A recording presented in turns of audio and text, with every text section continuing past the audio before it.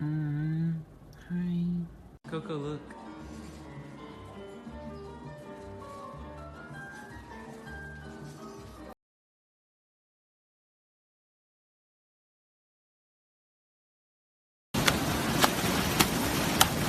Cody angry.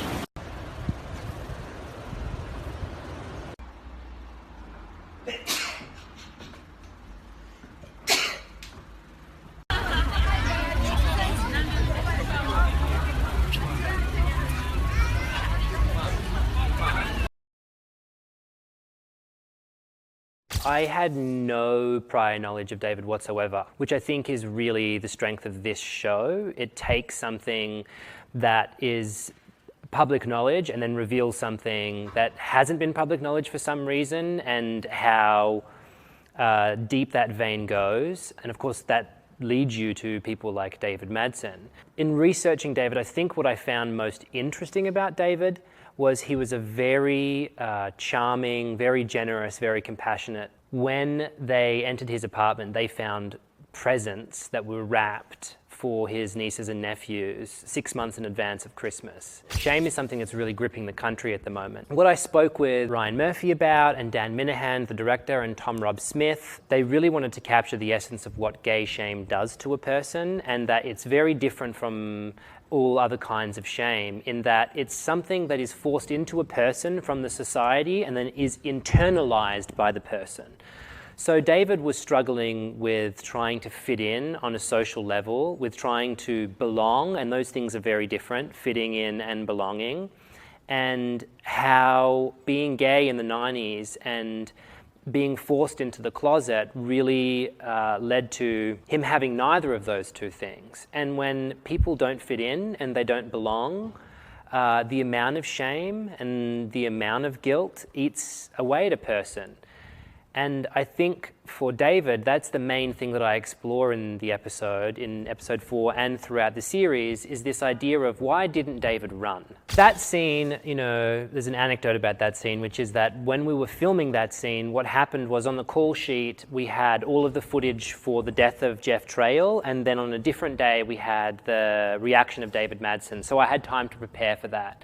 But on the day, the director, Dan Minahan, said, "Okay, Cody, we're turning the camera around and we're going now." And myself, Darren, Chris, and Finn were all like, "Whoa, that's heavy." And I kind of had a moment of, I don't know that I'm prepared for this as an actor. It's so heavy emotionally. How am I going to go there? Your insecurities as an actor come up. And Dan, who's such an incredible director, said, "This is a man who could never anticipate what's about to happen. So just go with the authenticity of the moment." I think it's the hardest thing that I've ever done as a human being. It's so sad, but yeah.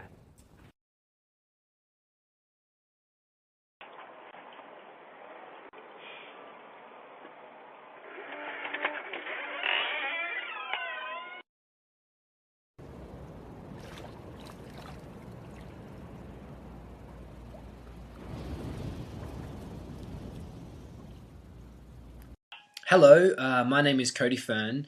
I'm the recent recipient of the Heath Ledger Scholarship, and I was in Warhorse and The Last Time I Saw Richard, among a few other things. And I'm going to try and offer some words of what it was like to work with Elizabeth Kemp. And I only say try because to try and put into words what it's like to be in that room with Elizabeth is is a feat in and of itself. Elizabeth Kemp is one of the most compassionate, kind, fierce, intelligent, artistic individuals you'll ever have the great fortune of meeting. She is so incredibly there for you. She is so incredibly knowledgeable, and her technique is something that is entirely experiential. It can't be described. It needs to